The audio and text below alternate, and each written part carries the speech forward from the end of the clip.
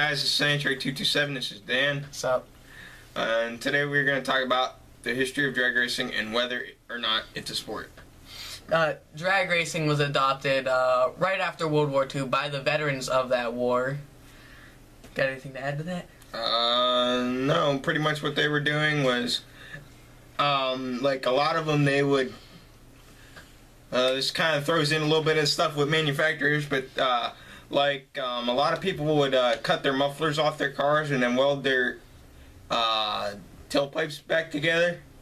And apparently the law frowned upon that practice.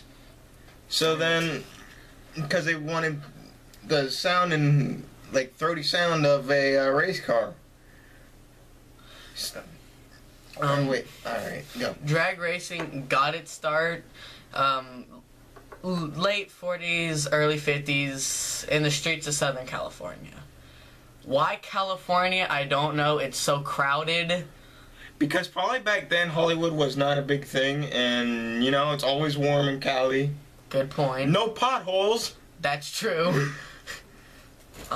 But in the early 50s, Wally Parks, who was an avid street racer, got the idea that maybe it's not so safe racing on the streets. You might hit someone, you might crash into a building. You might get arrested. That too.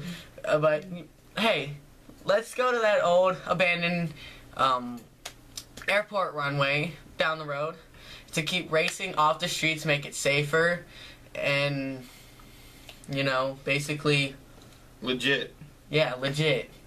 Can't really get arrested for racing on that. I mean, unless it says private property. Or unless it's in use. That too. That's why it's abandoned. Okay. And soon after that, the National Hot Rod Association, or NHRA, was created to officially create the sport that is drag racing.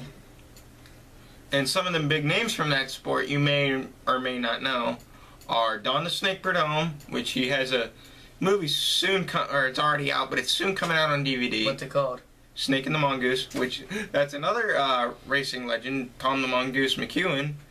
And we have Big Daddy Don Gartlitz, and the first female in drag racing, Shirley Muldowney. And then you got the Force family, John, Ashley, Brittany and Courtney. Those are the other ones.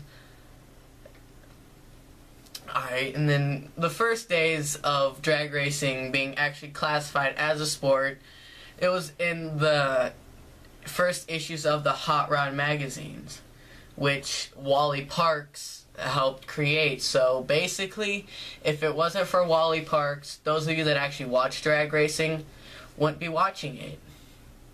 And the first sports networks to, or the first sport network to broadcast drag racing was Diamond P Sports, which later was transferred into ESPN. Well, not shit. Well, the earlier stages of ESPN, which was in the mid-90s, and they still broadcast it now, which is how you can tell that they really take drag racing seriously as a sport, because what sport isn't broadcasted on ESPN? Oh crap, we forgot something, but oh well. But, let's see, you got football, basketball, soccer, all the big name sports broadcasted on ESPN, including drag racing. And let's look at it this way, they always devoted drag racing to being safe. But God only, back in the 50s, people really didn't give a shit about that kind of stuff. Good point. But lately in the past, I want to say 10 years, they've really gotten big into the safety of drag racing because of the deaths of a lot of people, actually. Blaine Johnson for one, Darrell Russell for another, Eric Medlin, and then the latest, Scott Carletta. God rest their souls. Yes. I'm not gonna laugh this time. Just go. But to further your view on drag racing, we are going to show you some of drag racing and what, the dangers could be. Alright. Okay, here. So you just entertain them while...